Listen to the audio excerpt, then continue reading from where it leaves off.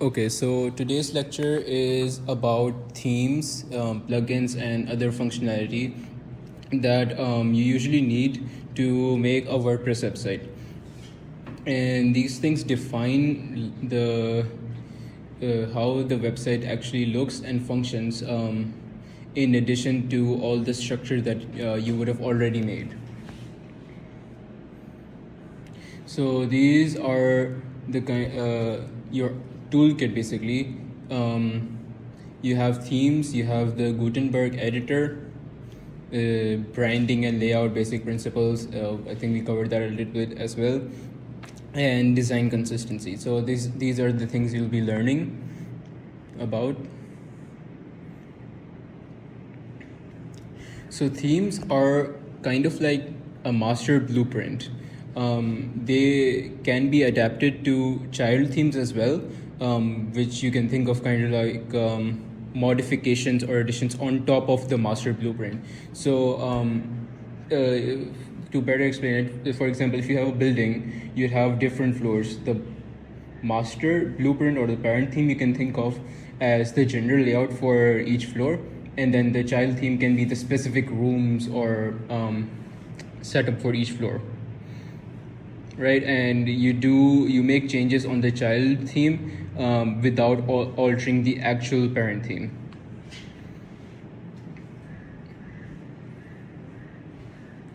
So there is a blueprint for each room. You can think of it in that way. It consists of three main things that are mentioned here. The first is the page template. You can think of as like pre-designed floor plans again. They can define the different types of contents. So for example, a home page will not have columns. It would just have like an image on the front and then text at the bottom. And then a blog post may have a 2-column layout, right? And then within that you have headers and footers.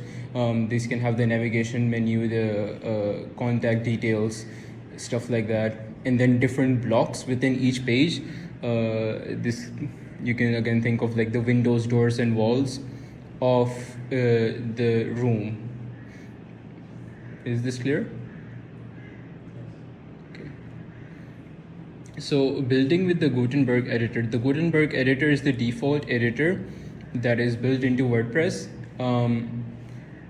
You can use Elementor as well, but a lot of its functionality is locked away behind the Pro version. But that is provided to entities as well. So the Gutenberg editor, you would have interacted with it a bit already. It's kind of like a drag and drop thing where you can drag different sort of elements. So for example, over here we're putting in a paragraph. You can put in different images, quotes. You can even put in code, other forms of media as well. And with this, basically you can configure the different blocks that go on your page and build layouts. I have a question. Yeah.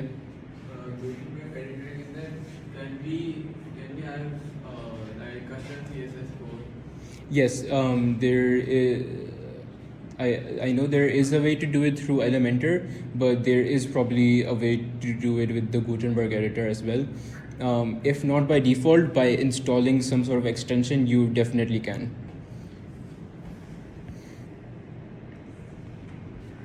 So this is your first milestone that you have to work on.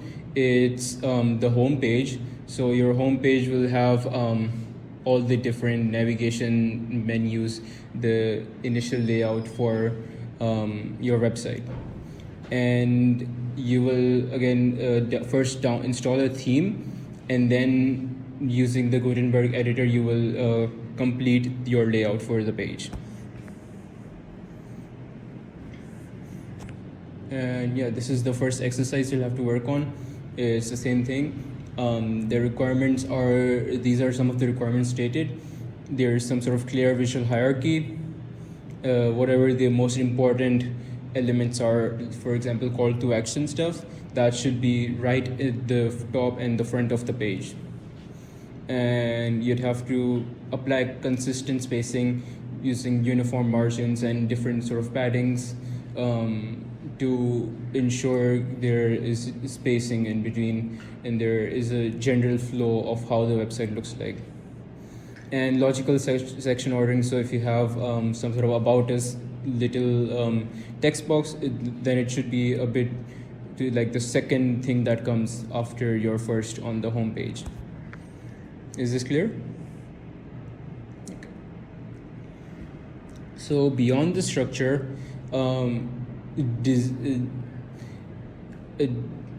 buildings, how a building in the end looks like is not just within its initial structure. Of course, that's very important, but the kind of materials and the lightings and the textures that you use. So what that means is your website's its appearance and final look will it will be affected by how you approach branding and styling, right? Whatever theme you end up using, it will dictate how your website will look like for the rest, right? And are you guys clear with what a theme is? Okay.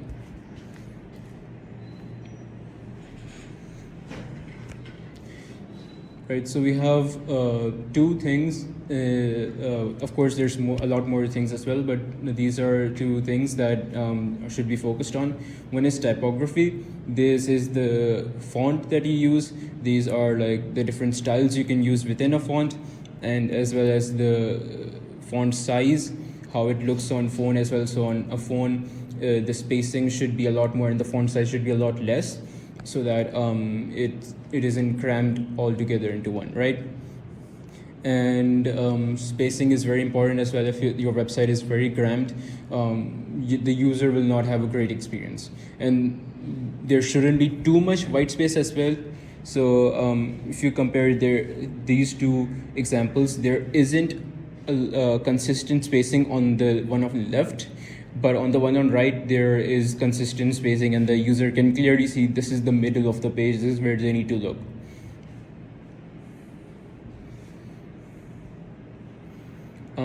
This is so for example, each entity has a brand kit that they use, so those are like the default entity colors and fonts.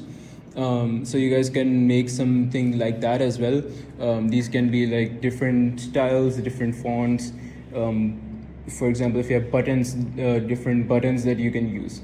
And these are like the hex codes as well are very important to maintain consistency across your site and across different pages. And this creates your brand identity as well for your website. To make it more recognizable when users come across it on different platforms or even come back on it, that just by not even reading the site's title, just by looking at it, they should know that this is your site.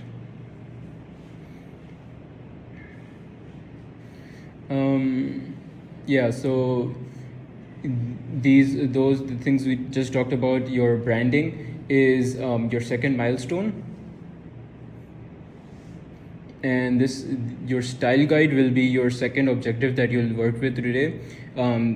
Three main things: the color palette, which will be consisting of primary, secondary, and accent colors, along with their hex codes. Your font choices, whatever font you end up using. This is an example of how you guys can make this. You can also use, there's a template in the corporate resource package. We will send that over to you as well. It's on Canva, so you can use that as well. In order to make this, you have to add the button elements as well, because that's also important to do. Is this clear? Okay. All right, so far you guys have done the philosophy behind the website, you've made the blueprint, you've started a bit on construction. Now you're doing the rest of the construction for a website and applying finishing as well by deciding what sort of branding you guys are. And whatever plan that you had, it can be realized with a style guide finally. It's kind of like the finishing touches in a building, what sort of paint you use on the wall. And that's about it. I don't think we'd have time for the quiz today. We'll do that in the practical session. Okay. Other than that, do you guys have any other questions? Yes. The practical session, it's 2:30 to 5. During that time, TAs will be available and they can check whatever work you do and put in. Right. In the Discord server, you'll find the manual, which will have all the exercises you're supposed to do. You'll also find the recordings of the previous lectures if you want to view them. And yeah. Yeah, iPad works as well. You'll be using WordPress.com or whatever suits you best. Right? For the express, the cheaper one, Yes. we use Figma as well. Yeah, you can use Figma as well. That also works. Right? Is there any task you have to do with 2:30 You can start doing it right now until 2:30. whether 2:30 के बाद करना है session के अंदर? You can choose to do it either in the session during 2:30 to 5 or before that right now as well. Sorry, could you show 3.1 again as I was showing? Yeah. This is 3.1. So it's basically installing a theme, selecting a theme, and then building your home page layout. Where do we have to do this? On your WordPress, yeah. And sir, I think by mistake you have written CW105. Okay. I was confused as well. Oh, okay. That's Yeah. Do you have to use the Gutenberg wala liya ya फिर you can use Elementor as well? I would recommend that you start with Gutenberg. Elementor is powerful as well, but you can use Elementor as well if you feel confident in your abilities in Gutenberg. And can we write this? Hmm? Can we write this website instead of What do you mean by like write it? HTML? We're focusing on WordPress, so you can use some sort of custom CSS styling as well, but I think that's about it. All right. Everything clear? Okay.